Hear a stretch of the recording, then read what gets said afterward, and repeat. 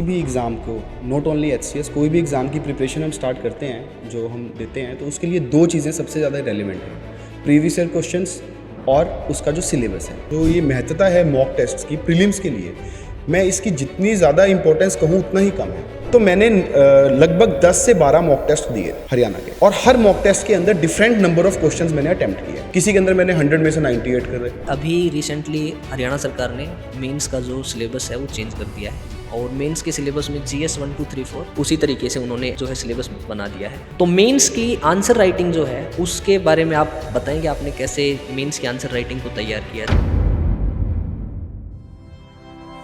Study IQ pieces, आपका selection हमारा mission.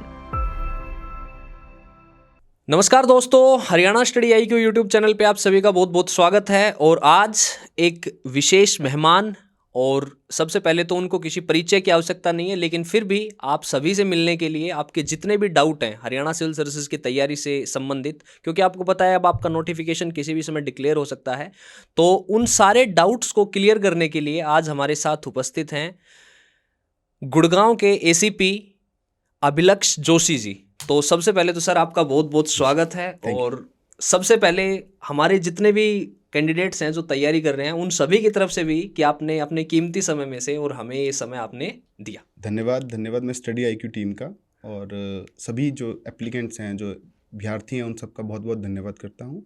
धन्यवाद। तो शुरू करते हैं सर से बातचीत कि सर ने किस तरीके से अपनी तैयारी की शुरुआत की, कैसे उन्होंने इस प्रिपरेशन में एंटर किया, एंड देन आफ्टर एंटर करने के बाद क्या क्या मुसीबतें थी जो आपको भी फेस करनी पड़ती हैं कि इतना सारा सिलेबस है वो कैसे संभालना है, और उस पूरे सिलेबस को तैयार करना है, कंसोलिडेट करना है, याद करना है। तो उसके लिए कई बार ऐसा होता है कि आप बीच में भटक जाते हैं, और ये एक लंबी मैराथन होती है ये जो एग्ज़ाम होता है ये। तो किस तरीके से सर ने अपने आप को मैनेज रखा और किस तरीके से उन्होंने अपना जो है वो टाइम मैनेज किया और अंततः इस गोल को अचीव किया? तो सर सबसे पहले जो है वो शुरुआत करते हैं कि जब आपने इस तैयारी की शुरुआत की तो आपने प्रीलिम्स के से ही बात शुरू करते हैं बातचीत को, कि प्रीलिम्स की जब आपने तैयारी शुरू की तो किस तरीके से आपने पढ़ाई की, कैसे आपने नोट्स बनाए, कैसे आपने रिविज़न किया? देखिए सर, मैं पहले ये बताना चाहूँगा, किसी भी एग्ज़ाम को, नॉट ओनली एचसीएस, कोई भी एग्ज़ाम की प्रिपरेशन हम स्टार्ट करते हैं, जो हम देते हैं, तो उसके लिए दो चीज़ें सबसे ज़्यादा रेलेवेंट हैं, प्रीवियस ईयर क्वेश्चंस और उसका जो सिलेबस है। तो किसी भी एग्ज़ाम को जब हमने डिसाइड किया है कि उसकी हमने प्रिपरेशन स्टार्ट करनी है, तो हमें सबसे पहले उसका प्रीवियस ईयर क्वेश्चंस और सिलेबस का हमारे पास सेट होना चाहिए, और हमें पहले इनिशियल कुछ डेज उसी सेट को हमें उसे याद करना है, अपने सिलेबस को समझना है और प्रीवियस ईयर क्वेश्चन के साथ उसको लिंक करना है। तो किसी भी तैयारी की प्रिपरेशन की हमारी पहला जो स्टेप है स्टार्टिंग के कुछ इनिशियल डेज में यही रहना चाहिए कि प्रीवियस ईयर क्वेश्चंस को हम सिलेबस के साथ कैसे लिंक करें। उसके बाद आपने मेरे से पूछा था प्रीलिम्स का सर, तो प्रीलिम्स के रिगार्डिंग, क्योंकि प्रीलिम्स एक सबसे इनिशियल एंट्री पॉइंट है हमारे एचसीएस के एग्ज़ाम का, और ये इसका जो सिलेबस है वो ओवरलैप होता है यूपीएससी से भी, तो कंपटीशन पॉइंट ऑफ व्यू से इसमें अच्छा खासा कंपटीशन रहता है। परंतु इसके बावजूद हमारी प्रीलिम्स की तैयारी के लिए जो बेसिक फंडा वही है जो यूपीएससी से है, बस उसमें एक एडिशन है। उसके अंदर हमें जो फैक्चुअल पॉइंट्स हैं उसके भी हमें यहाँ पे फोकस करना पड़ेगा। तो प्रीलिम्स की अगर मैं बात करूँ बुक लिस्ट की, तो बेसिक बुक लिस्ट वही सभी को जो पता होती है, हिस्ट्री की स्पेक्ट्रम है, ज्योग्राफी की 11th 12th की एनसीईआरटी है, पॉलिटी लक्ष्मीकांत है, इकोनॉमी के हमारे नोट्स हैं, एनसीईआरटी है, और इसके अलावा ज्योग्राफी की हमारी एनसीईआरटीज़ में है। तो इस सब बेसिक बुक्स के अलावा जो मुझे लगता है कि जो फैक्चुअल पोर्शन जो हमारे यूपीएससी कैंडिडेट्स को एडिशन इसके रखना चाहिए, या फिर अगर कोई फ्रेश प्रिपरेशन कर रहा है, वह फैक्चुअल प्रिपरेशन के लिए वह कोई भी बुक जैसे लूसेंट जीके की बुक लो, और उसके अंदर मेनली एंशिएंट हिस्ट्री और उसके अलावा ज्योग्राफी और कल्चर के, आर्ट एंड कल्चर के जो फैक्ट्स हैं वो प्रिपेयर करना बहुत इंपॉर्टेंट है। इससे हमारा जो जनरल जीके है वो प्रिपेयर हो जाएगा। इसके अलावा बात करें, एक सिग्निफिकेंट पोर्शन इस एग्ज़ाम के अंदर हरियाणा जीके का भी आता है। तो देखिए उसके लिए जो मेन इशू आता है एचसीएस एग्ज़ाम के अंदर, वो आता है बेसिकली हमारे पास एग्जैक्ट सही डाटा नहीं होता। तो उसके लिए मैं आज ये डायरी यहाँ पर लेके आया हूँ अपने साथ। हरियाणा गवर्नमेंट की ये ऑफिशियल जैसे डायरी है, 2025 की है ये सरकार, 2026 की भी सरकार ये जो डायरी इशू करेगी। तो इसके जो इनिशियल पेजेस हैं हम देखते हैं, तो इन इनिशियल पेजेस के अंदर पूरा जो फैक्ट्स हैं, जो एग्जैक्ट फैक्ट हैं, जो गवर्नमेंट का ऑफिशियल स्टांस है वो मेंशन रहता है। जैसे हरियाणा एट ग्लांस के अंदर उसका administrative structure, area, population, literacy, per capita income, GSDP और इसके अलावा गवर्नमेंट की कुछ मुख्य स्कीमें। तो मैं चाहूँगा मैं ये डायरी आपको दूंगा और आप अपने थैंक यू सर। साथ हाँ, इनके शेयर ये करें। आप सभी जो कैंडिडेट हैं उन हाँ, सब के काम आएगी, सभी के बिल्कुल साथ शेयर करेंगे। बिल्कुल सर। तो यह बेसिकली हमारा हरियाणा जीके का मेन आधार रहना चाहिए। उसके अलावा जो हमारी हरियाणा की जो स्टैटिक पोर्शन है उसको प्रिपेयर करने के लिए हमारे पास कोई मार्केट में कोई ऐसा सोर्स अभी तक अवेलेबल नहीं है। तो उसकी हम समाधान ऐसे कर सकते हैं कि हरियाणा गवर्नमेंट की हम ऑफिशियल वेबसाइट से एक बार ही सारा ग्लांस पढ़ लें। एक बार हम विदाउट कंसिडरिंग फैक्ट्स हरियाणा का जो विकिपीडिया का पेज है उसको भी एक बार नज़र मार लें। उससे आपको ओवरव्यू, जनरल आइडिया लग जाएगा हरियाणा का। और इसके अलावा मैं जिसको बहुत रेलेवेंट मानता हूँ वो है आप हरियाणा का पॉलिटिकल और ज्योग्राफिकल मैप, उसको आपको बहुत अच्छे से याद करना है, समझना है। ये बेसिकली आपको हरियाणा का जो स्टैटिक पोर्शन है जीके का उसके लिए बड़ा वेल इक्विप्ड कर देगा। उसके बाद अगर हम बात करें हरियाणा करंट अफेयर्स की, हरियाणा करंट अफेयर्स देखिए, जैसे अब एग्ज़ाम से 5 से 6 महीना पहले तक की हमें करंट अफेयर्स हरियाणा की प्रिपरेशन करनी रहती है। उसके लिए द ट्रिब्यून या हिंदी में जो दैनिक ट्रिब्यून है उसका जो हरियाणा पोर्शन है वो हमारे लिए बहुत रेलेवेंट है। और इसके साथ ही जो हरियाणा की करंट अफेयर के, स्टडी आईक्यू के या अन्य कोई भी जिसको, वो चैनल्स बहुत हमारे लिए रेलेवेंट रहते हैं। मैंने प्रिपरेशन के दौरान स्टडी आईक्यू और ओनली आईएएस दोनों चैनल्स का यूज़ किया था सर, और मेरे लिए ये काफ़ी रेलेवेंट रहे थे। तो ये हमारा जो है बेसिकली हरियाणा की स्टैटिक जीके और हरियाणा का जो करंट अफेयर है उसका और जो हमारा इंडियन जीके का उसका हमारा पोर्शन कवर हो गया है इससे। तो जैसे सर आपने बताया कि हरियाणा जीके के लिए जो ऑथेंटिक सोर्स नहीं मिलते हैं, तो ऑथेंटिक सोर्स एक तो आपने बताया कि ये जो डायरी है ये हम जो भी कैंडिडेट हैं इसकी पीडीएफ बना के हम सबको प्रोवाइड करवा देंगे हमारे जो टेलीग्राम चैनल है वहाँ पे। दूसरा क्या है कि इसी वजह से मैं अक्सर क्लास में भी कहता हूँ ये कि अभी तक हरियाणा का जो डेटा है, अगर जितनी भी किताबें देखते हैं तो उसमें कहीं ना कहीं थोड़ी सी ना मिस्टेक दिखाई देती है, कहीं पर डेटा कुछ है, कहीं पर डेटा कुछ है। तो उसके लिए जैसे मैं क्लास में भी हरियाणा जीके करवाता हूँ ना, तो ऑफिशियल वेबसाइट ओपन करके और ऑफिशियल वेबसाइट पे कि आपको यही मानना है, एचपीएससी जो एक्सेप्ट करेगी वो इसी को करेगी। इसके अलावा अगर हम किसी किताब को भी अगर रेफर करेंगे तो वो फायदेमंद नहीं होगा हमारे लिए। देखिए सर, ये बड़ी आपने रेलेवेंट बात कही, तो इससे मुझे अपने एग्जाम का ही एक वो क्वेश्चन याद आता है। जैसे हमारे टाइम पे हरियाणा की रोड्स की लेंथ पूछ ली थी और उसकी जो ऑप्शंस थे वो बहुत ही क्लोज थे। जैसे फॉर एग्जांपल 3245, 3246, 3247, तो डेसिमल पॉइंट तक भी उन्होंने उसको स्पेसिफाई किया हुआ। ये हरियाणा में करते भी तो करते हैं। तो ये बेसिकली इसीलिए है कि हमें बेसिकली फैक्चुअल डाटा एकदम जो गवर्नमेंट की ऑफिशियल वेबसाइट है या फिर ऑफिशियल कोई डॉक्यूमेंट या अथॉरिटी सोर्स है उससे ही प्रिपेयर करना है। हम विकिपीडिया या अन्य पेजेस को पढ़ें, जनरल एनालिसिस के लिए पढ़ें, but sources for facts only we have to rely on the official documents. और मैं इसके रिगार्डिंग एक जो यूजुअली अपने तरफ से एक एडिशन करना चाहूँगा, जब भी फैक्ट्स को याद करते हैं तो हम लोग ये सोचते हैं कि हम फैक्ट्स क्यों याद कर रहे हैं, इसका हमारी सर्विस में क्या रोल है, कि ये हम क्यों ऐसे रट्टा क्यों मार रहे हैं। तो मैं इसमें ये कहना चाहूँगा सर कि फैक्ट्स बेसिकली एक एडमिनिस्ट्रेटर के लिए भी बहुत ज़्यादा रेलेवेंट चीज़ रहती है। जब आप फील्ड पे आएंगे, और इसीलिए आपसे एग्जाम में पूछा जाता है, जब आप फील्ड पे आएंगे और आपसे कोई प्रेस वार्ता में या कोई मीटिंग में कोई आपका सीनियर या आपसे कोई पत्रकार कोई सवाल पूछेगा, तो अगर आपके पास फैक्ट्स रेडी होंगे और आप उसको तुरंत एकदम से फैक्चुअली करेक्ट जवाब देंगे, तो वह बिल्कुल एक सही एडमिनिस्ट्रेटर की एक प्रॉपर रिप्लाई होता है। तो वही टेस्ट करने के लिए आपको बेसिकली यहाँ पर जो गवर्नमेंट है, जो अपने एचपीएससी है, वो इस प्रकार के क्वेश्चन पूछती है। ये बात ना सर आपने जो बताई कि जैसे मान लो किसी मीटिंग में या प्रेस वार्ता में, तो जैसे मैं अक्सर क्लास में बताता हूँ कि दो चीज़ें होती हैं, एक होता है रिवीजन और एक होता है कंसोलिडेशन। तो रिवीजन का मतलब तो ये होता है कि आप उस चीज़ को जानते हो कि हाँ फंडामेंटल राइट है तो मुझे पता है फंडामेंटल राइट ही है, बट मेन कंसोलिडेशन जो होता है वो आपको सवाल करने के काबिल बनाता है कि पेपर में जब सवाल आता है, और अल्टीमेटली सर अगर देखें तो ये पेपर याद करने का ही पेपर है। चीज़ें आपको याद ही करनी पड़ेंगी, और याद करने के लिए सबसे ज़रूरी चीज़ है कि आपके पास सोर्सेज लिमिटेड हो, ऑथेंटिक सोर्स हो, और उसी का मल्टीपल टाइम रिवीजन हो। एग्जैक्टली। तो जैसे अभी आपने बताया कि फैक्ट बहुत ज़रूरी है याद करने, तो मैं वैसे मैं बताता भी रहता हूँ कि याद करना ही पड़ेगा आपको। हम कुछ भी पढ़ा रहे हैं, साइंस भी पढ़ा रहे हैं, और हम शुरू से जब हम अपनी पढ़ाई स्टार्ट करते हैं तब से हम याद ही तो करते हैं और याद ही हमें चीज़ें करनी पड़ेंगी। ठीक है, तो प्रीलिम्स के लिए तो सर यही है कि आप दूसरी बात ये है कि जो अक्सर जो कैंडिडेट्स होते हैं उनका ये पूछना होता है कि सर जो प्रीलिम्स होता है वो प्रीलिम्स हरियाणा में एक मतलब मेंस से prelims is more challenging than the mains, क्योंकि रीजन है कि यूपीएससी की तैयारी करने वाला कैंडिडेट है वो भी आता है, आ जाते हैं। अदर स्टेट के जो कैंडिडेट हैं वो भी आ जाते हैं।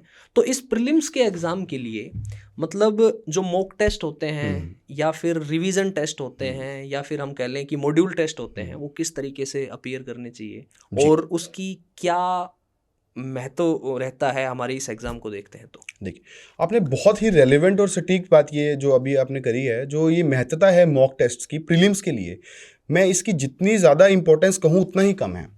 देखो, प्रीलिम्स की एग्ज़ाम के रिगार्डिंग जो दो बातें बहुत इंपॉर्टेंट है, जो क्वेश्चंस जो क्वेरीज रहती हैं। नंबर एक कि कितने क्वेश्चंस हमने अटेम्प्ट करने हैं। आउट ऑफ 100 मैं 90 क्वेश्चन अटेम्प्ट करूँ, 95 करूँ, 80 करूँ, 85, क्योंकि नेगेटिव मार्किंग है। और ये बात बहुत रेलिवेंट है। और दूसरा, मुझे अटेम्प्ट करना कैसे है, एग्जाम के दौरान बैठे बैठे किस तरीके से मुझे अटेम्प्ट करना है। ये दो चीज़ें बहुत ज़्यादा रेलिवेंट है और इन दोनों का जवाब एक ही चीज़ दे सकती है, वो है आपके मॉक टेस्ट। देखिए, मैंने अपने टाइम पर जब मैंने इस चीज़ का मुझे भी डाउट आया था, तो मैंने एक टेक्निक अपनाई थी, वो टेक्निक मैं शेयर करना चाहता हूँ। तो मैंने लगभग 10 से 12 मॉक टेस्ट दिए हरियाणा के, और हर मॉक टेस्ट के अंदर डिफरेंट नंबर ऑफ क्वेश्चंस मैंने अटेम्प्ट किए। किसी के अंदर मैंने 100 में से 98 करे, किसी में से 90 किए, किसी में 80 किए, 85 किए, और मैंने अलग अलग अटेम्प्ट करे, और बाकी मैंने जितने डिसाइड करे कि मेरे ठीक है, उसके ऊपर मैंने जानबूझ के अटेम्प्ट किए। तो उसके बाद मैंने उन सब का निकाल के अपना ऑप्टिमम एवरेज निकाला कि मेरे सबसे ज़्यादा नंबर कितने अटेम्प्ट पे आते हैं। तो मैंने पाया कि मेरे मैक्सिमम स्कोर जो है वो 94, 93 अटेम्प्ट के आसपास मेरा पर्सनली आ रहा है।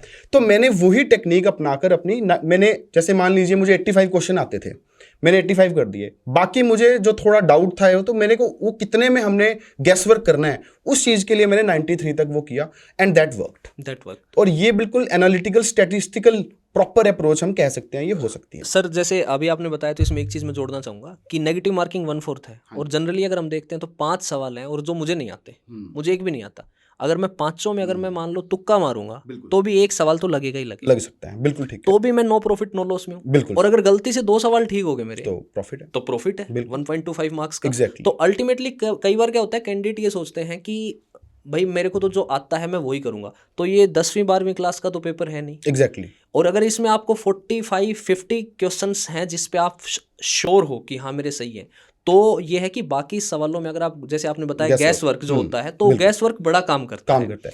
और यहाँ पे मैं गैस वर्क की भी एक आर्ट है, ये भी हमें सीखनी बड़ी इंपॉर्टेंट है। देखिए, कभी कभी क्या होता है कि वो जो ऑप्शंस होते हैं, जो गैस वर्क की आर्ट है, वो आप पढ़ के नहीं सीख सकते, वो आप मॉक टेस्ट करके ही सीख सकते हैं। वो आपको 85 के बाद जो 10 क्वेश्चन या 9 क्वेश्चन आपने करने हैं और उसके अंदर आपने मैक्सिमाइज करना है अपना रिजल्ट, तो उसके लिए आपको देखना पड़ेगा कि अगर ये 4 ऑप्शन हैं तो इनमें से कौन सा ठीक हो सकता है। तो उसमें भी आप नियरली उसको अगर शॉर्टलिस्ट करके और मॉक टेस्ट की प्रैक्टिस से करें तो वो आपको बेहतरीन रिजल्ट देगा। क्योंकि देखो, एक चीज़ मैं यहाँ पे कहना चाहता हूँ, हरियाणा का प्रीलिम्स एग्जाम इस टाइप का नहीं है कि इतने कट ऑफ मार्क्स चाहिए, और इट इज़ की मैक्सिमम जितने जो मेरिट में जो सबसे ऊपर होंगे उनको ले लिया जाएगा। तो आपको मैक्सिमम स्कोर करना प्रीलिम्स के अंदर बहुत मैंडेटरी है। आपकी सारी नॉलेज जो काम आएगी वो मेंस एग्जाम में आएगी। प्रीलिम्स के अंदर आपको स्मार्टली, स्टैटिस्टिकली और इंटेलिजेंट वे के अंदर हमें गैस वर्क करते हुए भी और प्रॉपर हमारी जो नॉलेज है उसको यूज करते हुए और एग्जाम अटेम्प्ट करना भी यहाँ पे मैं एक बहुत इंपॉर्टेंट चीज़ है। यूजुअली क्या करते हैं, हम पहले 100 क्वेश्चंस हैं, हमने अटेम्प्ट किए 90 क्वेश्चंस और पहले सिलेक्ट कर लिया और उसके बाद फिर हम OMR शीट भरते हैं। यह सही टेक्निक नहीं है। हमें हमेशा 15 या 20 क्वेश्चन करके फिर OMR भरनी चाहिए या साथ साथ भरनी चाहिए। क्योंकि एंड के टाइम में 10-15 मिनट के अंदर अगर आपने एक भी क्वेश्चन ऐसे ऊंच नीच कर दी तो वो बहुत ज़्यादा इश्यूअस हो जाता है। और प्रीलिम्स के अंदर एक बहुत इंपॉर्टेंट चीज़ जो हमें मिस नहीं करनी है वो है CSET। उसका बड़ा हमारा रेलेवेंट है और महत्व है। और CSET के लिए देखिए, जो मैंने तो बेस्ट स्ट्रेटजी अपनाई थी कि जो हमारे UPSC के जो प्रीवियस ईयर के जो CSET के क्वेश्चंस हैं उन्हें हम अटेम्प्ट करके और हम अपनी कैटेगरीज उसमें से बांध सकते हैं। जैसे क्लॉक या अलग अलग क्वेश्चन जिस टाइप के भी रहते हैं, परमुटेशंस के या कुछ जो बेसिक से सवाल उसमें आते हैं, उनकी आप एक बार एक लिस्ट बना लीजिए और उस लिस्ट को बना के उसी के एक ट्रिक बना लो जो आपकी पर्सनल ट्रिक है। वो ट्रिक आप हर जगह हमें YouTube वगैरह पे मिल जाती है। उसको बना के उसके एक टाइप के क्वेश्चन के हमने 10-10, 15-15 क्वेश्चन अटेम्प्ट कर लिए और उसके बाद हमारा CSET का बड़ा इजीली हमारा एग्जाम क्लियर हो जाएगा। परंतु CSET को इग्नोर नहीं करना। जी, चलो, तो ये तो बात होगी सर प्रीलिम्स के लिए।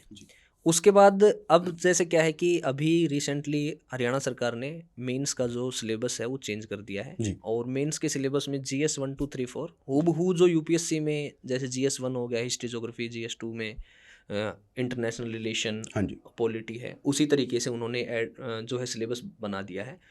तो अब अगर हम मेंस की बात करें तो एक मेंस में ना सबसे पहले तो जैसे बड़ा ये मतलब जो भी कैंडिडेट तैयारी कर रहे हैं सर, क्योंकि अगर हम हरियाणा की बात करते हैं तो आप देखें बहुत सारे कैंडिडेट ऐसे हैं जो कहीं ना कहीं किसी सर्विस में सेलेक्टेड है, चाहे वो ग्रुप C में काम कर रहे हो, ग्रुप D में पास काम कर रहे हो, तो उनको ये लग रहा है कि अब जो सिलेक्शन होगा वो केवल उनका होगा जो UPSC की तैयारी कर रहे हैं। जबकि अगर हम हरियाणा के पहले भी GS की बात करें तो पहले भी तो GS में सारा ही पढ़ते थे, हिस्ट्री ज्योग्राफी पॉलिटी साइंस सब पढ़ते थे। जी। अगर हिस्ट्री हमने ढंग से पढ़ी है तो 2 सवाल की जगह अगर 4 सवाल आए तो 4 भी लिख देंगे, क्लियर है। तो बिल्कुल बिल्कुल। अब बात यह है कि जो मेंस है उसमें हरियाणा GK अब इंक्लूड करती है जी। GS 1 2 3 4 में। जी। तो मेंस की आंसर राइटिंग जो है उसके बारे में आप बताएं कि आपने कैसे मेंस की आंसर राइटिंग को तैयार किया, GS 1 2 3 4 के जो पेपर थे जी। उनके लिए, क्योंकि प्रीलिम्स से कुछ ना कुछ हटके जो सोर्सेज होते हैं वो मेंस के लिए होते हैं। ठीक है। देखिए आपने यहाँ पे दो चीज़ें यहाँ पे मैंने आपके सवाल से थोड़ी जो पकड़ी हैं। पहला पॉइंट तो आपने जो बताया कि जो कैंडिडेट्स अपीयर हो रहे हैं वो ऑलरेडी वर्किंग हैं, मोस्टली वर्किंग। देखिए मैं इस बात से बिल्कुल आपकी बात से सहमत हूँ और यह बात इसलिए भी सच है, मैं आपको बताना चाहूँगा कि मेरे पर्सनल जो मेरे साथ में स्टाफ में जो लोग हैं, जो मेरे रीडर ब्रांच में, वह लोग भी प्रिपेयर कर रहे हैं और वो इसको सक्सेसफुली एस कर रहे हैं। जबकि पुलिसिंग जॉब में होते हुए इतनी हेक्टिक शेड्यूल होने के बावजूद भी जो कांस्टेबल्स हैं, जो हमारे साथ के मेरे जो मेरे साथ वर्किंग लोग हैं, वो लोग इस एग्ज़ाम को बड़ा इजीली मेहनत करके प्रिपेयर कर रहे हैं। तो प्रिपरेशन के लिए मुझे फुल टाइम सिर्फ प्रिपरेशन ही करनी है तभी हो पाएगा, ऐसा सत्य नहीं है। और एक और फैक्ट मैं आपको फैक्चुअली बात बताऊं, जो सिलेक्टेड कैंडिडेट्स का अगर हम डाटा देखें तो उसके अंदर भी आपको मैक्सिमम वही लोग मिलेंगे जो ऑलरेडी वर्किंग हैं। तो इसका मतलब यह तो सत्य है कि विद जॉब आपकी प्रिपरेशन हो सकती है। अब पॉइंट यह है कि प्रिपरेशन के अंदर जो मेंस के रिगार्डिंग जो बहुत ही रेलेवेंट चीज़ आपने पूछी, आंसर राइटिंग का पूछा था, और उससे पहले मैं एक छोटी सी चीज़ अपनी तरफ से ऐड करना चाहूँगा, वो है नोट्स मेकिंग। देखिए मेंस के रिगार्डिंग हमारे पास जो इम्पॉर्टेंट बात हमारे को याद रखनी है, वह अहमता जो हमारे जो सिलेबस है उसकी और ज़्यादा बढ़ जाती है। देखिए बहुत ही सिंपल सी अपनी टेक्निक रखनी है, उस सिंपल टेक्निक से हमारा मेंस हरियाणा का एग्ज़ाम को हम एस कर सकते हैं। हम हमारे सिलेबस के अलग अलग हेडिंग्स को उठाएं। Heading 1 history of India from mid 18th century till now, let us say this is the heading, या फिर environmental issues, this is the heading. उस हेडिंग को उठा के हमने ये देख लिया कि प्रीवियस ईयर में इस हेडिंग से रिलेटेड 8 या 9 क्वेश्चन ये आए थे, हमारे को सेट मिल गया कि इस टाइप के क्वेश्चंस आते हैं। उसके बाद हमारे सोर्सेज जो हमने किए, उन्हीं सोर्सेज को हमने याद रखना है और उन सोर्सेज के अकॉर्डिंगली हमने वो हेडिंग वाइज माइक्रो नोट्स बनाने हैं। ये बड़ी रेलिवेंट बात है सर। माइक्रो नोट्स में आप क्या करते हैं, एक A4 पेज लेते हैं और उस A4 पेज के ऊपर आप हेडिंग लिखते हैं और एक ही पेज के अंदर हमने वो सारी नॉलेज हमारी डाल देनी है। वो नोट्स ऐसे होने चाहिए कि आप ही को समझ आने चाहिए बस। वो बिल्कुल जैसे एक एक पॉइंट्स उसके अंदर पॉइंटर्स रहे जो आपको याद रखना है, फैक्ट्स हैं कुछ उसके अंदर, बिल्कुल छोटा छोटा ऐसा आपने लिखा हो कि आपको ही वो याद रहे। इस टाइप से आप पूरे सिलेबस के, मेंस के पूरे सिलेबस के माइक्रो नोट्स बना लें। और उस नोट्स को बनाने के बाद अब इंपॉर्टेंट यह है कि आप इधर उधर मत भटकें। फिर आपके पास जो वो 40-50 पेज हैं एक सब्जेक्ट के, या पूरी उस 40-50 पेजेस को ही आपने 10 से 15, 20, 30, 40 बार आपने रिवाइज करना है। उससे क्या बेनिफिट होगा, जब आप क्वेश्चन लिखेंगे बैठेंगे उस टाइम पे आपको बिल्कुल क्लियर होगा, आपको अपने पेज का वो कोना भी ध्यान होगा कि मेरे उस कोने में मैंने ये फैक्ट लिखा हुआ है। आपको सोचने में, प्रोसेस करने का जो आपका टाइम है वो बहुत रिड्यूस हो जाएगा और वो आप बहुत ही अच्छा आंसर लिख पाएंगे। आंसर राइटिंग के रिगार्डिंग भी जो हमने इसके अंदर बात करें, तो आंसर राइटिंग का भी एक हमारा जो फंडा है, जो कॉन्सेप्ट से बिल्कुल सीधा रखें, जो यूजुअली होता ही है इंट्रोडक्शन, बॉडी, कंक्लूजन। इंट्रोडक्शन के अंदर बिल्कुल बेसिक सा फंडा सर रखें हम कि या तो हम उस क्वेश्चन से रिलेटेड कोई फैक्ट या उससे रिलेटेड कोई कॉन्टेक्स्ट वो डाल दें। तो हमने ज़्यादा सोचने का फिर उसमें वो हमारा टाइम नहीं लगेगा। बॉडी के अंदर हमने उसका जो डिटेल है वो डाल दी और कंक्लूड करते हुए हमने पॉजिटिव साइड पे कंक्लूड कर दिया। उसके लिए चाहे हमारे directive principle of state policy होते हैं, DPSP या SDG गोल्स वगैरह, वो हम याद रखें, वो एकदम से पॉजिटिव नोट पे आंसर एंड कर दें। जब हमारे माइंड को स्ट्रक्चर क्लियर है नोट्स का, आंसर राइटिंग की स्ट्रक्चर का। ये दो स्ट्रक्चर्स क्लियर है तो हमारे माइंड को उस चीज़ को प्रोसेस करने का जो टाइम है वो बहुत ज़्यादा कम हो जाएगा। और अगर मैं कहूँ कि मेंस के अंदर सबसे रेलिवेंट चीज़ क्या है, वह है टाइम।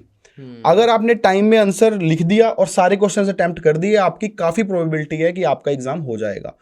क्वालिटी मैं ये नहीं कहता मैटर करती है, बट क्वालिटी से ज़्यादा यह ज़्यादा मैटर करता है कि आप सारे क्वेश्चंस को अटेम्प्ट कर रहे हैं। तो आपका ये स्ट्रक्चर और माइक्रो नोट्स का जो फंडा है और ये एग्जाम को अटेम्प्ट करने का जो टेक्निक है अलॉन्ग विद आंसर राइटिंग, अगर आप इससे करेंगे तो आप मेंस एग्जाम में आपको बड़ा बेनिफिट होगा।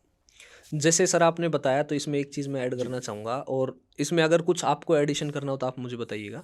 कि मैं भी क्लास में यही बताता हूँ, स्ट्रेटजी सेशन होते हैं उसमें, कि आपको जैसे ज्योग्राफी है, so as a student of geography जब मैं ज्योग्राफी पढ़ा रहा होता हूँ तो मैं बताता हूँ कि आपने क्या है कि हमने मान लो 45-50 क्लासेस में ज्योग्राफी ख़त्म की और रोज़ाना 3 घंटे की क्लास हो रही है, तो रोज़ आप 10 पेज लिख रहे हो और मैं लिखवा रहा हूँ। लेकिन आपको वो 10 पेज क्लास ख़त्म होने के बाद एक सिंगल पेज में ख़त्म करना है। और मैं उसको मतलब पर्सनली मैं उसको सिनॉप्सिस बोलता हूँ। बिल्कुल, कि वो सिनॉप्सिस आपको बनानी है तो आपकी पूरी ज्योग्राफी जो है वो 40 पेज में ख़त्म होगी। तो अब क्या है, आपको बड़ी बड़ी जो मोटी मोटी किताबें हैं वो नहीं पढ़नी है। ऐसे ही लक्ष्मीकांत मान लो एक बुक है जो सारी दुनिया पढ़ रही है, लक्ष्मीकांत, तो लक्ष्मीकांत में भी क्या है कि उसको आप इतना प्रिसाइज कर लो कि वो लक्ष्मीकांत 30-35 पेज में खत्म हो जाए, ताकि उसको, क्योंकि जब पेपर नजदीक आएगा ना तो उस समय रिवीजन के लिए डेटा इतना हो जाएगा कि आप ये सोचोगे, उसको देख के घबरा जाते हैं। और सर आपने भी देखा होगा जब आप तैयारी कर रहे थे तो आपके साथी भी रहे होंगे और आपने खुद भी फील किया होगा कि जब तैयारी करते हैं हम 1 साल से, लेकिन जब पेपर नज़दीक आता है ना तो 20% स्टूडेंट ऐसे होते हैं जो सोचते हैं कि इस बार ये अटेम्प्ट नहीं देंगे, और वो यही रीज़न होता है। और उनकी नॉलेज हो सकता है ज़्यादा हो उनसे, बाकियों से ज़्यादा हो। तो इसका सर आपने जो ये सिनॉप्सिस वाली बात कही, बिल्कुल ये माइक्रोनोट बिल्कुल यही सटीक टेक्निक है जो हमें पकड़नी है स्टूडेंट्स को, कि हमें अपने माइक्रोनोट्स को प्रिपेयर करना है और उसको बार बार रिवाइज करना है और ज़्यादा सोर्सेज की तरफ नहीं भटकना है। क्या होता है कि इसकी एक बड़ी आपको एक छोटी सी बात मैं बताना चाहूँगा। मान लीजिए कोई भी टॉपिक है, लेट अस से 1857 रिवोल्ट का टॉपिक है, आपके दिमाग में उससे रिलेटेड 8 या 9 फैक्ट्स और 10 से 12 कॉन्सेप्ट्स या एनालिसिस पॉइंट्स आपके दिमाग में हैं। अब आप एग्जाम में क्वेश्चन आएगा हरियाणा के कि 1857 रिवोल्ट के पॉजिटिव्स नेगेटिव्स क्रिटिकली एनालाइज, तो अब आपके जो पॉइंट्स आपके दिमाग में हैं, अब आपको जब इतना वो इनग्रेन्ड है तो आप उन्हीं पॉइंट्स को उस तरीके से घुमा देंगे कि वो उसका आंसर दे देगा। पॉइंट ये है कि आपको अगर वो फैक्ट्स याद नहीं है, आपको बहुत नॉलेज है, आपने 1857 के ऊपर एक बुक पढ़ी हुई है, बट पॉइंट ये है कि उस टाइम पे आपको 10 पॉइंट अगर 6 पॉइंट अगर आपको 2 सेकंड में याद नहीं आ रहे तो दैट पूरी बुक पढ़ने का कोई यूज़ नहीं है। तो ये बहुत रेलिवेंट चीज़ है कि हमें जो ये नोट्स में आंसर, और एक इंपॉर्टेंट बात और यहाँ पे आंसर राइटिंग के लिए हमेशा कभी ये नहीं सोचना कि अभी तो मैं बहुत ही बेकार लिखूंगा। देखो, हर इंसान जब भी कोई नई चीज़ करता है तो वो स्टार्टिंग में अच्छी नहीं होगी, ये ऑब्वियस बात है। तो स्टार्टिंग में जब आपने आंसर राइटिंग लिखा पहले दिन दूसरे दिन, तो वो आप जैसा भी होगा लेट इट बी, बट अगर आप उसी चीज़ को लगातार 10-15 दिन के बाद चेक करेंगे तो वो धीरे धीरे उसमें इंप्रूवमेंट आएगी, आपकी नॉलेज बढ़ेगी और धीरे धीरे आप उसमें इंप्रूव करेंगे। यही चीज़ हम मिस कर गए पहले। करंट अफेयर्स को भी हमने इसी तरीके से, हम करंट अफेयर्स के बड़े बल्की नोट्स बना लेते हैं। जब मेंस एग्जाम के लिए करंट अफेयर्स हमने कवर करने हैं, जो कि हम प्रीलिम्स के साथ ही करेंगे करंट अफेयर्स को, तो आपने पूरी आर्टिकल को पढ़ लिया या फिर पूरी वीडियो सुन ली। पूरी वीडियो या आर्टिकल को पढ़ने के बाद या सुनने के बाद आपने पॉज लेना है और उसके बाद आपने 5 या 6 लाइनों के अंदर पूरा समराइज कर देना है, सिनॉप्सिस। और वो करने के बाद अगर आपको लगता है कुछ छूट गया तो दोबारा देख लो, पर आपने वो सिनॉप्सिस ट्राई जरूर करना है। उससे आपको जो आंसर राइटिंग और नोट्स मेकिंग की जो हैबिट है वो आपके अंदर इनग्रेन्ड होगी। तो यही टेक्निक आंसर राइटिंग में और यही स्टैटिक जीके में यही काम आती है। बिल्कुल, तो यही बात है सर कि आंसर राइटिंग हो गया कि किस तरीके से आपको नोट्स बनाने हैं। अब उसके बाद जैसे मेंस में, जैसे जीएस पेपर 1 है, उसमें हिस्ट्री और ज्योग्राफी है, तो उसमें जो बुक लिस्ट हो वो हिस्ट्री और ज्योग्राफी के लिए, उसमें प्रीलिम्स भी इंक्लूड हो, मेंस भी इंक्लूड हो, क्या बुक लिस्ट होनी चाहिए देखिए जो आपने फॉलो की थी? जी सर, देखो मैंने बेसिकली हिस्ट्री और ज्योग्राफी के लिए मैंने कोई बहुत अलग अलग सोर्सेज एज इन रेफर नहीं किए थे। बस एक चीज़ मैंने थोड़ी अलग जो करी थी, अपार्ट फ्रॉम हिस्ट्री और ज्योग्राफी की जो बेसिक बुक लिस्ट, जैसे हमारी हिस्ट्री की स्पेक्ट्रम या ज्योग्राफी की 11th-12th ल्यूसेंट, इसके अलावा अगर हम देखें तो मैंने ये किया था कि ज्योग्राफी के लिए या इकोनॉमिक्स के लिए स्पेसिफिकली जो भी चीज़ में जो टॉपिक के अंदर, क्योंकि मेरा फंडा सिलेबस वाइज रहता था, तो सिलेबस के जिस टॉपिक के अंदर मुझे डाउट है, मान लीजिए ज्योग्राफी में एल नीना ला नीना थोड़े टिपिकल से कॉन्सेप्ट हैं, तो वो डाउट है, तो उसके स्पेसिफिक हम यूट्यूब पे डालें और 2-3 वीडियोस एनिमेशंस देखें, हाँ। और कोई लेक्चर देख लें छोटा सा और उसको पढ़ लें और उसको समझ लें। आजकल तो हम AI का भी यूज़ कर सकते हैं। तो वो हम जो कॉन्सेप्ट्स हैं उसको पढ़ के और फिर हम उसको, हमारी जो फंडा है रादर देन हमने वो बुक कवर करनी है। स्पेक्ट्रम कहीं नहीं लिखा कि HCS के लिए स्पेक्ट्रम है, ये कहीं लिखा नहीं है। पॉइंट ये HCS के लिए एक सिलेबस दिया है, उस सिलेबस को हमने कवर करना है। मैक्सिमम पोर्शन स्पेक्ट्रम से हो जाएगा। कुछ उसमें से समझ नहीं आ रहा तो वो साथ के साथ आप देख के उसको आप अपने माइक्रो नोट्स में बना ले। पर याद रहे कि ज़्यादा भटकना नहीं है। अगर आपने एक सोर्स, एक वीडियो, एक फॉलो कर लिया, आपको समझ आ गया, तो उसके बाद उसके अंदर हमने PhD नहीं करना, वो ही बुक सोर्स अपना मेन रखना है, उस पर ट्रस्ट करना है। और उसके बाद आपको थोड़ा बहुत अगर आपको समझ की जरूरत है, क्योंकि ज्योग्राफी और इकोनॉमी 2 ऐसे कॉन्सेप्ट हैं जिसके अंदर कुछ कॉन्सेप्चुअली हमें कुछ टेक्निकल चीज़ें आ जाती हैं, तो उनको समझने के लिए हम ये चीज़ों का यूज़ कर सकते हैं। तो ये मेरी बुक लिस्ट थी हिस्ट्री और ज्योग्राफी की। और पेपर 2 में जैसे IR हो गया, हाँ जी। और आपका पॉलिटी हो गया। देखिए, इंटरनेशनल रिलेशंस तो मैं कहूँगा पूरा हमारा जो हिंदू की या एडिटोरियल डिस्कशन वीडियोस से या उससे कवर हो जाता है। उसके अलावा बेसिक IR के कुछ जो कॉन्सेप्ट्स रहते हैं कि मल्टीलेटरल और बायलेटरल वर्ल्ड में किस तरीके से चीज़ें वर्क करती हैं, उसके जो बेसिक कुछ फंडे हैं, तो उन फंडों के लिए आप बेसिकली यूट्यूब से किसी भी वीडियो को देखें और उसको समझें, 1-2 घंटे की वीडियोस को, और देख के अपने माइक्रो नोट्स बना लें।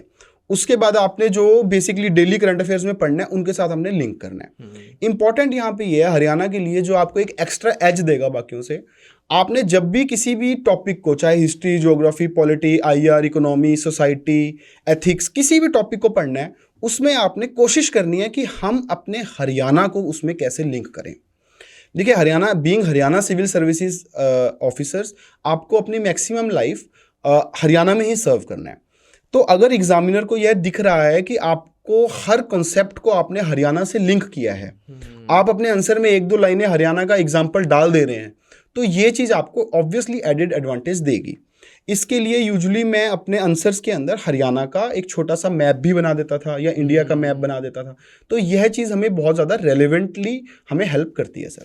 हाँ, जैसे आपने बताया कि मैप आप बनाते थे, तो क्योंकि उससे आंसर में ना एक विजिबिलिटी आती है, और उससे क्या है कि एग्जामिनर आपको कहीं ना कहीं रिवॉर्ड करेगा। तो चाहे वो करे 1.5 मार्क्स, चाहे वो करे सिंगल 1 मार्क्स दे, वो भी आपके लिए बहुत डिसाइसिव हो सकता है। ओके, तो और पॉलिटी के लिए लक्ष्मीकांत हैं। और यहाँ पे इम्पॉर्टेंट बात यह है कि आपका आंसर लिखते टाइम एक ही फंडा होना चाहिए कि कैसे मैं एग्जामिनर की लाइफ को आसान कर रहा हूँ। हाँ, आप लिख रहे हो, आपने जो पूछा वो आपने बिल्कुल इसमें क्लियर कर दिया, आपने 5-6 लाइनों में, 10 लाइनों में, कि ये मुझे इससे रेलेवेंट पता है, और एग्जामिनर ने देखा और उसको एक झलक में सारा चीज़ समझ आ गया, he will obviously give you much marks. तो ज़्यादा कुछ बहुत अलग करने की या इनोवेटिव करने की ज़्यादा इसमें ज़रूरत है नहीं, सिंपल सा फंडा पकड़ के हो जाएगा। अगर आपने बुक लिस्ट पूछी मेरे से, पॉलिटी, ज्योग्राफी, हिस्ट्री हो गया हमारा, कल्चर एक जो इम्पोर्टेंट पार्ट हमारा रह गया, उसके लिए अगर आपने जो ल्यूसेंट जीके वाले जो फैक्ट्स हैं वो याद कर लिए, एक तो अपने उन फैक्ट्स को आपने हमेशा ध्यान रखना है। इसके अलावा जो हमारी फाइन आर्ट्स की बुक रहती है एक NCERT, वो आप पक्का देखें। उसमें इंपॉर्टेंट यह है कि आप फोटोज़ हैं उसमें, तो फोटोज़ के साथ कल्चर बड़े अच्छे से याद हो जाता है। हाँ, तो उसको आप उतना की देखें। फिर मैं कहूँगा आपकी गाइडिंग प्रिंसिपल हमेशा प्रीवियस ईयर और syllabus, at the cost of repetition I am saying this. आप कल्चर की बुक उठाएं और उसके अंदर बहुत डीप चले जाएं, नो यूज़।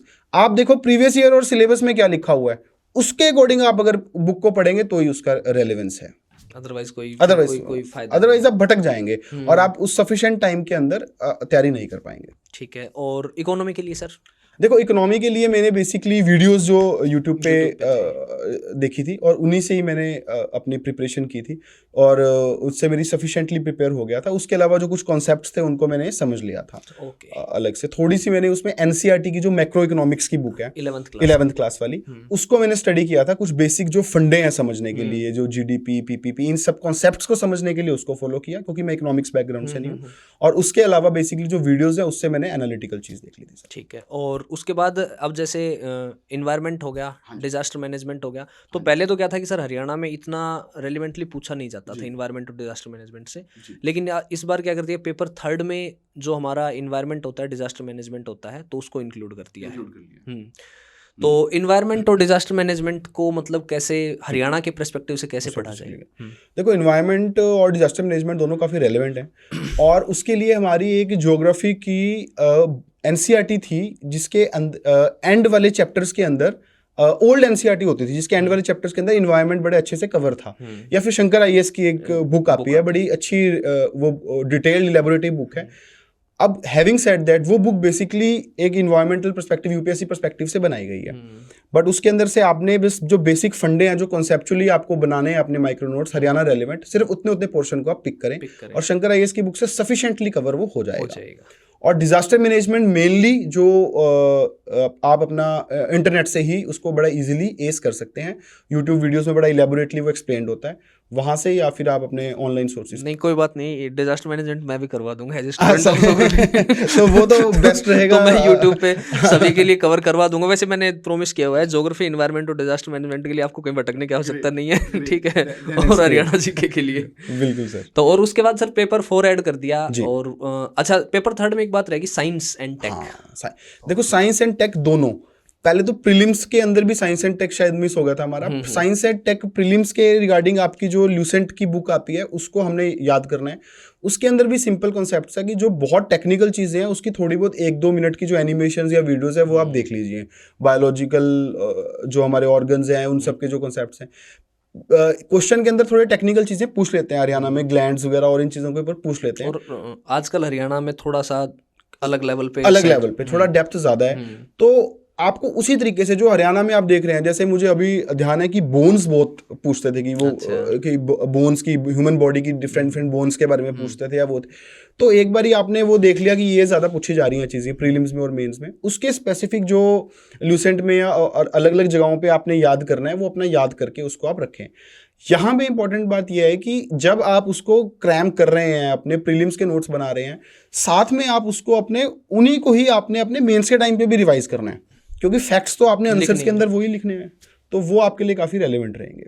ओके, और पेपर 4 ऐड कर दिया सर, एथिक्स। हाँ जी, देखो क्योंकि नया एडिशन है तो मेरा देखो ये एक्सपीरियंस रहा है कि जब भी कोई भी एग्ज़ाम के अंदर फर्स्ट टाइम न्यू एडिशन होता है तो वो बेसिकली फॉलो करते हैं उसका जो ट्रेंड जो चलता है, क्योंकि एथिक्स, इंटीग्रिटी और एप्टीट्यूड का जो एग्जाम है वो यूपीएससी के अंदर होता है और अब वो ऐड किया है, तो मुझे लगता है इसके अंदर सिर्फ यूपीएससी के प्रीवियस ईयर क्वेश्चंस के अलावा हमें और कहीं भी जाने की जरूरत नहीं है। हमें यूपीएससी के प्रीवियस ईयर को समझना है, उसके अंदर जो टर्म्स हमारे लिखे हुए हैं, एप्टीट्यूड, एटीट्यूड, एथिक्स, इंटीग्रिटी, उसके अंदर जो अलग अलग मोरल्स, बिलीव्स, वैल्यूज, तो वो जो टर्म्स लिखे हैं उन टर्म्स के कॉन्सेप्ट समझने हैं, उसके अपने एग्जाम्पल समझने हैं और कोशिश करना है कुछ हरियाणा से रेलेवेंट उसके हम कॉन्टेक्चुअल एग्जाम्पल कर लें तैयार, और तो वो मुझे लगता है बहुत सफिशिएंट है। ओके, तो सर ये तो जीएस 1 2 3 4 हो गया जी। और अब हरियाणा में 2 सब्जेक्ट और बचते हैं मेजर, और जिनको जो कैंडिडेट होते हैं वो इग्नोर कर देते हैं, कहीं ना कहीं वो ओवर कॉन्फिडेंस में भी इग्नोर कर देते हैं, एक हिंदी और एक इंग्लिश। और जैसे आपके जो इंग्लिश का जो पेपर था उसमें ऑल ओवर हरियाणा आपके मैक्सिमम मार्क्स थे, तो ये जो भी कैंडिडेट देख रहे हैं आप सभी के लिए भी एक ऑनर है कि सर ने जिस टाइम पे एग्जाम दिया था उस टाइम पे मैक्सिमम मार्क्स अचीव किए थे इंग्लिश के पेपर में पूरे हरियाणा में, तो सर इंग्लिश के लिए बताइए। देखो सर, आपने ये बात कही तो इससे थोड़ा सा रेलेवेंट मैं एक और बात बताना चाहता हूँ कि मेरी कोई इंग्लिश बहुत ज़्यादा स्ट्रॉन्ग रही नहीं है। मैं बचपन में अपने स्टार्टिंग इनिशियल ईयर्स में हिंदी मीडियम और पंजाबी मीडियम में पढ़ा हूँ, then I switch to English medium, और फिर उसके बाद मेरी आगे तैयारी रही है। तो मुझे हिंदी, पंजाबी, इंग्लिश मीडियम तीनों की स्कूलिंग मेरे को सौभाग्य प्राप्त हुआ, हरियाणा के अलग अलग जगहों से मिली। तो और पर इंग्लिश में जब मैंने देखा कि सबसे ज़्यादा हमारा जो एग्जाम है 100 मार्क्स का, उसके अंदर सबसे ज़्यादा रेलेवेंस और इंपॉर्टेंस किस चीज़ की है, वह है एस्से की। आउट ऑफ 130 मार्क्स का सर एस्से है। अब मेरे को ये था कि एस्से हमने अच्छा अगर लिख लिया तो हमारा काम बन जाएगा। देखो एस्से की तैयारी कुछ अलग से करने की होती नहीं है। जो आपने अभी तक हमारा पूरा यूपीएससी का हरियाणा सिविल सर्विसेज या यूपीएससी का आपने जो प्रिपरेशन कर ली है, उसके अकॉर्डिंग जो जो टॉपिक्स आपने कवर करे हैं उन्हीं में से कोई ना कोई टॉपिक एस्से का आना है। एक चीज़ आपने इंग्लिश के पेपर में याद रखनी है, सिंपल लैंग्वेज का यूज़ करना है एस्से के अंदर। नंबर 2, आपके पास हर टॉपिक के जो नियरली 10 से 15 टॉपिक्स रहते हैं, हेल्थ, एजुकेशन, विमेन, इन्वायरमेंट, ये जो बड़े बेसिक से टॉपिक्स हैं, इंटीग्रिटी, एथिक्स या कुछ हिस्ट्री से कुछ इम्पोर्टेंट, तो इन सभी के रिगार्डिंग आपके पास 3 या 4-5 फैक्ट्स और 3 या 4-5 कुछ कोट्स या कॉन्टेक्चुअल चीज़ें होनी चाहिए। अगर आपके पास ये चीज़ें रहेंगी तो आपका एस्से राइटिंग बड़ा अच्छा हो जाएगा। मैं एक छोटे से एग्जांपल से यहाँ से बताना चाहता हूँ। मेरा जो एग्जाम था हरियाणा सिविल सर्विसेज का 2019 में, उसमें एस्से आया था मॉब लिंचिंग का। तो मैंने सर उसको स्टार्ट किया था, जो चौरी चौरा कांड हमारा था वहाँ से relate 1920s में 80s में 20s में जो हुआ था, तो उससे मैंने रिलेट किया था, because that was one of the example जिसके अंदर मॉब लिंचिंग का एक सिनेरियो हुआ था, और उससे फिर मैंने थोड़ा रिलेट करके उसको ऐसे को लिख दिया, and I think that worked, और उसी कारण से उसमें नंबर ठीक आ गए। इसके अलावा जो बच गया, उसके अलावा जो ट्रांसलेशंस हैं या अदर अन्य जो चीज़ें हैं, उसके रिगार्डिंग मैं एक थोड़ी सी बात बताना चाहूँगा, खास करके हिंदी के लिए। अब देखो हिंदी के अंदर जो आता है लेटर राइटिंग या एप्लीकेशन राइटिंग, जो एक उसके अंदर टॉपिक था। अब हम लोग क्या किए, तो हम लिख ही लेंगे, ये तो बेसिक सी चीज़ है। तो इसको ऐसे नहीं सोचना, हमने उसकी प्रिपरेशन तैयारी करनी है।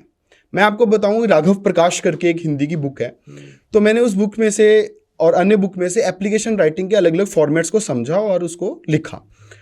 इंपॉर्टेंट ये है कि उसके अंदर जो कुछ कीवर्ड्स हैं, जैसे प्रेषित किया जाता है, ऐसे कुछ वर्ड्स हैं कि ये प्रेषक हैं, ये प्रेषित किया जाता है, या कुछ इस प्रकार के कुछ 8 या 10 कीवर्ड्स हैं जो हर एप्लीकेशन में यूज़ होते हैं, उनको मैंने याद कर लिया। इसके अलावा जैसे हमें कभी कभी कुछ एक बेसिकली एक पैरा दे देते हैं कि उसको एक्सप्लेन करो, या तो उसके अंदर आप लोग कुछ ऐसे कुछ हिंदी की जो टेक्निकल चीज़ें हैं वो डाल दीजिए। अलंकार क्या है उसका, वो आप लिख दीजिए। बड़ी सिंपल सी चीज़ें हैं ये, पर क्या रहता है कि हम इसको रूटीन में कि ठीक है ये तो हो ही जाएगा, पर आप उसकी तैयारी करो। अगर आप उसकी तैयारी करोगे, जो रिटर्न ऑन इन्वेस्टमेंट है वो बहुत ज़्यादा मिलेगा आपको। हिंदी और इंग्लिश का 100 मार्क्स का हिंदी और 100 मार्क्स का देखो GS1 है। GS1 के लिए आप 10 बुक्स पढ़ रहे हो, और हिंदी के लिए आप उतनी तैयारी नहीं एक किताब आपने बताई राघव प्रकाश है हिंदी की। ऐसी इंग्लिश की एक AD पब्लिकेशंस की और भी अच्छी बुक्स हैं।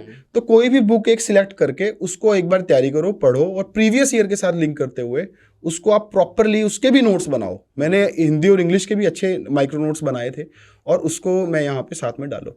एक बात मैं यहाँ पे और इसमें ऐड करना चाहूँगा कि जब भी आप नोट्स बनाएं, माइक्रो नोट्स बनाएं हिंदी, इंग्लिश या अन्य सब्जेक्ट्स के, आपने कभी ये नहीं सोचना कि यार मेरे दोस्त ने बना लिए नोट्स, मैं उसको पढ़ लेता हूँ। माइक्रो नोट्स का मतलब ही मैंने स्टार्टिंग में कहा था, मैं उसको रिपीट करता हूँ, वह ये होना चाहिए कि वो समझ ही सिर्फ आपको आने चाहिए। अगर आपने अपने हाथ से बनाए हैं तभी उसकी रेलेवेंस है। अगर आप किसी को देख, हाँ आप देख सकते हो कि बनाने कैसे हैं, पर आप उस किसी को रेफर नहीं कर सकते वो, तो ये भी मैं इसमें एडिशन करना चाहूँगा सर। तो और इंग्लिश के लिए बुक जैसे आपने बताई KD पब्लिकेशन या जो भी है, स्टैंडर्ड बुक कोई भी ग्रामर के लिए आप बेसिकली जो 11th 12th की कोई भी जो स्टैंडर्ड बुक है ना, जो बेसिकली जिसके अंदर नाउन प्रोनाउन प्रॉपर समझाया हुआ है, तो आप वो देख सकते हैं। या फिर जैसे हमारे अलग अलग यूट्यूब पे अलग अलग चैनल्स के अंदर इंग्लिश सिखाई जाती है, अलग अलग टॉपिक्स हैं, आप वही टॉपिक्स उठाओ, डालो, उसके अंदर जो वीडियोस आएंगी उसमें आप देख सकते कर लो। चलो ठीक है, तो ये हिंदी और इंग्लिश के लिए हो गया। अब सर एक बात आती है, प्रीलिम्स हो गया, मेंस हो गया, और उसके बाद आता है इंटरव्यू। तो इंटरव्यू के लिए आप क्या टिप्स देना चाहेंगे? देखो पहले तो ये बड़ी रेलेवेंट बात है कि जो हमारा प्रीलिम्स और मेंस है उसकी ही प्रीलिम्स को तो चलो क्वालिफाइंग है, मेंस की वेटेज इतनी ज़्यादा है आपकी बार कि इंटरव्यू सिर्फ 75 मार्क्स का है। और एक बात और है, कुछ गवर्नमेंट ने इंटरनल हमारे को ये डिस्ट्रीब्यूशन की हुई है कि आउट ऑफ 75 अप्रॉक्सीमेटली 35 मार्क्स वो मिनिमम और 55 मार्क्स मैक्सिमम। तो 20 के नंबर की ही विंडो रह जाती है जिसमें आपको इंटरव्यू की प्रिपरेशन करनी है। इंटरव्यू की प्रिपरेशन के लिए मैं एक थोड़ी सी बात करना चाहता हूँ कि डोंट ओवर प्रिपेयर। ये बड़ी रेलेवेंट बात है। हम बहुत ज़्यादा चीज़ों को प्रिपेयर करते हैं, फिर वो हम आर्टिफिशियल, वहाँ पे ऐसा लगता है कि हम आर्टिफिशियली उन चीज़ों का आंसर दे रहे हैं। तो इंटरव्यू के लिए नेचुरल रहें, बी नेचुरल, और बिल्कुल नेचुरली जो, क्योंकि आपने मेंस अगर निकाल दिया तो आपको बहुत सफिशिएंट नॉलेज है। और मैं आपको बताऊं कि जो आपके वो 100-150 पन्नों के जो आपके माइक्रो नोट्स हैं, जो इनग्रेन्ड हैं आपके अंदर, वही आपका सारा ट्रेजर है। इंटरव्यू में भी पूछा जाएगा तो आपने उन्हीं में से जवाब देना है। अगर नहीं पता तो मना कर देंगे हम कि ये फैक्ट मुझे नहीं पता। इंटरव्यू के लिए हरियाणा पे और उस टाइम पे जो इश्यूज चल रहे थे उनके ऊपर ज़्यादा फोकस करें। जैसे मेरे टाइम पे इशू चल रहा था, ये अयोध्या वाला इशू चल रहा था, तो उसके रिगार्डिंग मुझे पता था सवाल पूछने हैं, तो मैंने उस चीज़ की अपने उस तरीके से तैयारी कर ली थी।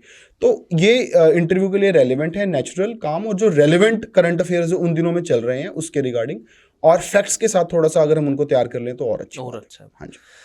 तो चलो ठीक है सर, प्रीलिम्स हो गया, मेंस हो गया, इंटरव्यू हो गया। अब ना जो कैंडिडेट तैयारी कर रहे होते हैं उसमें दो चीज़ें हैं सर, जैसे हमने बीच में भी जिक्र किया कि एक तो वो कैंडिडेट जो कहीं ना कहीं सर्विस कर रहे होते हैं, कि कहीं ना कहीं ये होता है कि भाई सुबह से शाम तक जॉब होती है और उसके बाद टाइम मैनेज करना। और एक ना बड़ी क्वेरी जो हम अक्सर आती है हमारे पास कि कुछ हाउसवाइफ होती हैं, उनके भी ये होता है कि कुछ मतलब एक सपना होता है और टाइम मैनेज करना उनके लिए बड़ा टफ हो जाता है, तो कहीं ना कहीं उनको लगता है कि यार अब ये हो नहीं पाएगा। जी तो मतलब मैं तो अक्सर ये कहता हूँ कि देखो, अगर एक दृढ़ इच्छा शक्ति है, एक डेडिकेशन है, और उसके साथ 3 चीज़ें मैं बताता हूँ, अगर उसमें आप वैल्यू एडिशन करना चाहें तो, जी कि एक तो आपके पास क्यूरेटेड स्टडी मटेरियल हो, बिल्कुल कि बियॉन्ड दिस लिमिट मैं नहीं जाऊंगा, क्योंकि ये तो अक्सर सर कोई भी बता देता है कि क्या पढ़ना है। बिल्कुल आप जब मुखर्जी नगर या करोल बाग तैयारी कर रहे होंगे तो उस समय किसी से भी, अगर कोई चाय भी बना रहा होगा, उससे भी बुक लिस्ट पूछेंगे तो वो भी बता देगा पॉलिटिकली लक्ष्मीकांत पढ़ लो।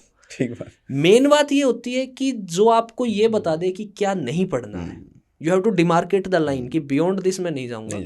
क्यूरेटेड स्टडी मटेरियल हो और उसका मल्टीपल टाइम रिवीजन हो, और दूसरी एक ना, मतलब एक मेंटोर जो होता है या फिर एक जो टीचर होता है उसका क्या रोल होता है। तो मैं 2 चीज़ें आपसे पूछना चाहूँगा कि एक तो वो जो लोग बिजी हैं अपनी लाइफ में और फिर वो तैयारी करना चाह रहे हैं, और दूसरा उनकी लाइफ में जो टीचर है या मेंटोर है वो किस तरीके से उनकी हेल्प कर सकता है।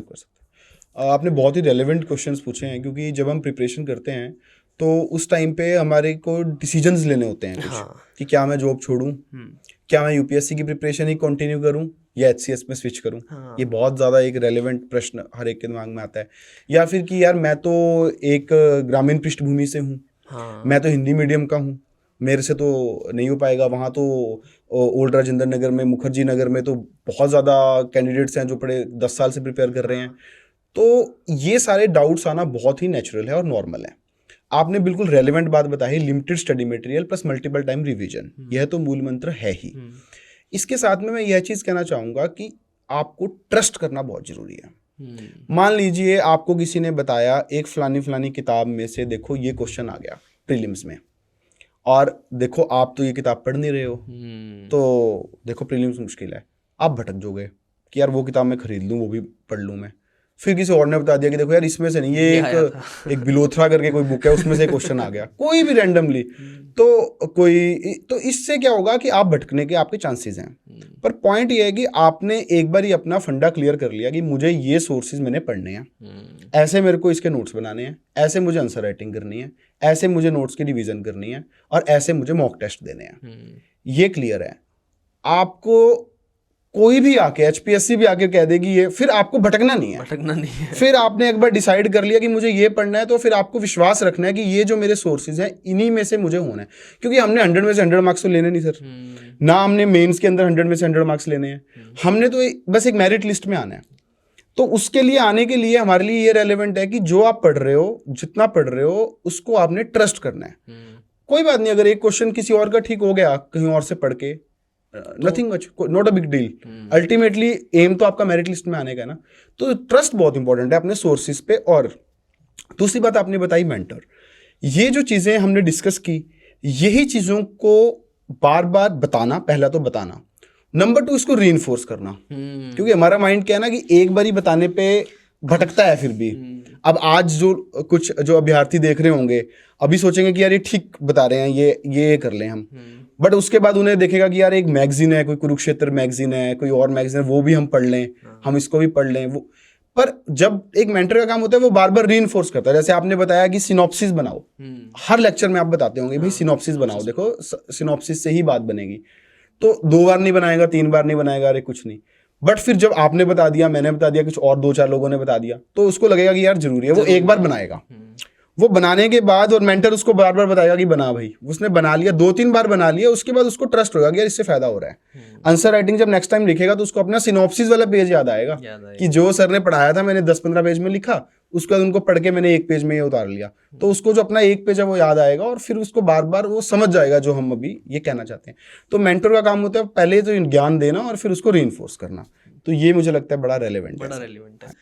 जैसे मतलब सर आपसे मैं और जो भी कैंडिडेट है उनसे सभी से ये बात, एक बात जो है बाकी लोग भी बताएंगे और आप भी बताना, कि मैं ना अक्सर कहता हूँ कि अगर मान लो जब हमने 10वीं क्लास पास की या 12th क्लास पास की, तो अगर हम 1 साल बाद कर लेते तो कुछ हो थोड़ी जाता, ये दुनिया उलट पुलट थोड़ी हो जाती, ऐसे ही रहती। और हमारी अगर मान लो 70 साल 75 साल की लाइफ है तो उसमें शायद 1 से 2 साल का कोई ज़्यादा महत्व है नहीं।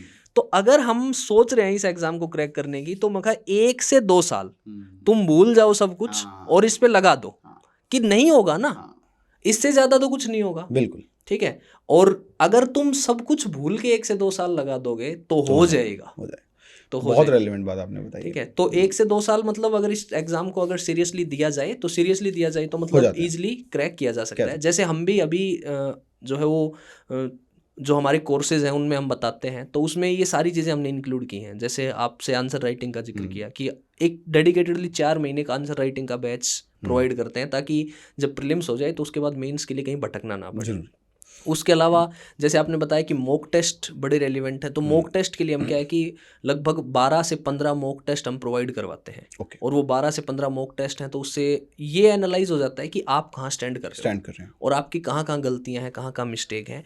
तो वो सारी चीज़ें, प्लस हम एक प्रॉपर मेंटोरशिप का प्रोग्राम चला रहे हैं, तो एक हर जो भी कैंडिडेट आते हैं सभी को एक मेंटोर प्रोवाइड किया जाता है। वो मेंटोर उनसे रेगुलरली बात करता रहता है। और अभी हमने एक ग्रुप मेंटोरशिप करवा दी बाय द फैकल्टीज, क्योंकि स्टूडेंट का ये होता है कि अगर टीचर उसको कुछ बता रहा है तो वो उसको सुनता है और उसको मानता है कि हाँ यार ये बात सही है। तो इसलिए ग्रुप मेंटोरशिप बाय फैकल्टीज भी हम यहाँ पे प्रोवाइड करवा रहे हैं। तो बाकी ये तो सारी चीज़ें होगी सर। तो अब थोड़ा सा आप जो है वो पुलिस डिपार्टमेंट में हैं, तो आपकी जो जॉब है उसके बारे में कुछ थोड़ा सा बता दें तो। जी, देखो मैं जब पुलिस डिपार्टमेंट में आया, मैंने 2019 में ज्वाइन किया। उसके बाद मैं 3 डिस्ट्रिक्ट्स में एज अपनी सेवाएं दे चुका हूँ। तो जो ओवरऑल एक्सपीरियंस मेरा पुलिस डिपार्टमेंट में रहा वो बड़ा बेहतरीन रहा। जो मैं सोच के आया उससे भी बेहतरीन मेरा एक्सपीरियंस यहाँ पे रहा। और एक आपको जो सेटिस्फेक्शन की फीलिंग आती है उसमें कोई डाउट नहीं, वो फीलिंग आपको बड़ी अच्छे से आएगी। चाहे वो हरियाणा पुलिस सर्विसेज हो, HCS हो, एक्साइज एंड टैक्सेशन ऑफिसर हैं आप, तहसीलदार हैं आप, नायब तहसीलदार हैं, जिस भी सर्विस में आप हैं, जिस भी डिपार्टमेंट में हैं, जब उसमें आप कार्य करते हैं तो आपको एक जो सेटिस्फेक्शन की फीलिंग है वह आएगी ही आएगी। दूसरा क्या रहता है कि आपको जब आप एक बार सिलेक्ट हो जाते हैं और आप कुर्सी पे बैठते हैं और जब लोग आते हैं वहाँ पर और आप उसको कुछ उसके लिए कुछ मदद कर पाते हैं उसकी, तो तब आपको एग्जैक्टली वैल्यू समझ आती है कि आपने एग्ज़ाम क्यों दिया था। तो वो चीज़ मैंने सीखी एक तो। और दूसरी चीज़ मैं यहाँ पे कहना चाहूँगा कि जो मैंने खास करके पुलिस में रहकर मेरे पर्सनल एक्सपीरियंस से मैंने सीखी कि nothing in this world is black और वाइट, एवरीथिंग इज़ ग्रे। देखो हम कभी कभी बहुत ही चीज़ों में एक लॉ जो लीगल तरीके से तो ब्लैक एंड वाइट है, लॉ है हमारा बिल्कुल प्रॉपर है कि ये सही है ये गलत है, ये पनिशेबल ऑफेंस है, इसकी सज़ा 3 साल है, इसकी 7 साल है, बड़ा डिफाइन किया हुआ है, इतनी फाइन है। पर एक्चुअल में जब आप फील्ड में उसको उतारते हो लॉ को और आप देखते हो रियल सिनेरियो में, तो ऐसा नहीं होता है।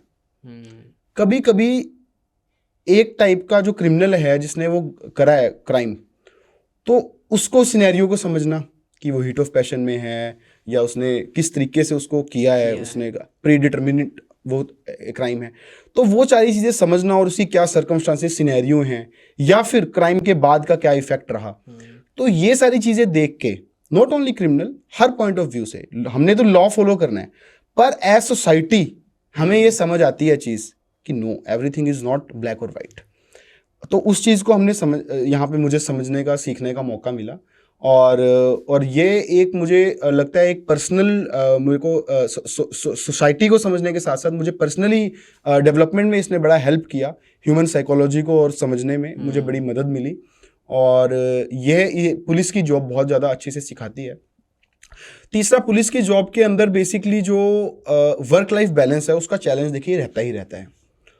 जो कोई फेस्टिवल्स या उन पे अंदर कुछ ना कुछ पुलिस का जो ड्यूटीज़ हैं वो स्ट्रिक्ट रहती रहती हैं। तो उसको थोड़ा सा समझते टाइम, तो इनिशियल मोमेंट्स को जब आप उसको लीड करते हैं और समझते हैं तो आपको ये धीरे धीरे आपकी लाइफ में ये इनग्रेंड हो जाता है और आपके फैमिली भी समझने लग जाती है कि ये तो ऐसे ही रहेगा इनकी। तो वो थोड़ा सा एक चैलेंज भी है, तो उसमें भी कोई डाउट नहीं है। ये चैलेंज भी थोड़ा सा पुलिस जॉब में रहता है जो अन्य जॉब से थोड़ा अलग है, कि थोड़ा फैमिली को टाइम थोड़ा सा हम रिलेटिवली कम दे पाते हैं सर। ठीक है, तो सर बहुत बहुत धन्यवाद आपका और थैंक यू सो मच मेरी तरफ से, स्टडी IQ परिवार की तरफ से, कि आपने अपने कीमती समय में से समय निकाला। और जो भी कैंडिडेट, जो भी अभ्यर्थी हरियाणा सिविल सर्विसेज की तैयारी कर रहे हैं, इवन मैं आपसे बताऊं कि आपके डिपार्टमेंट के बहुत सारे लोग हैं और आपके बहुत सारे कांस्टेबल हैं जो आपको देख के मतलब एक अलग लेवल पे शायद उनको मोटिवेशन मिले और वो इस एग्जाम को क्रैक कर पाएं। तो अगेन हमारे सभी अभ्यर्थियों की तरफ से, स्टडी IQ परिवार की तरफ से आपका बहुत बहुत धन्यवाद। Thank you sir, thank you. और मैं भी यह कहना चाहूँगा सभी जो कैंडिडेट्स हैं जो प्रिपेयर कर रहे हैं इस एग्ज़ाम के लिए, कि देखो प्रिपेयर करते टाइम और फोकस रखते टाइम अपना जो मेंटल जो हमारा बैलेंस है उसको हमने नहीं खोना है। और वो थोड़ा सा हमारे को डाउट्स आएंगे जो कि बहुत नेचुरल है। वो डाउट्स आने के बाद फिर से हमने जो हमारी स्ट्रेटजी है उसको हमने फॉलो करना है और बार बार उसको फॉलो करना है, क्योंकि जब आप बार बार एक ही चीज़ को फॉलो करते हैं उसके बाद ultimately you will get your success what you intend to get. Thank you. Thank you sir.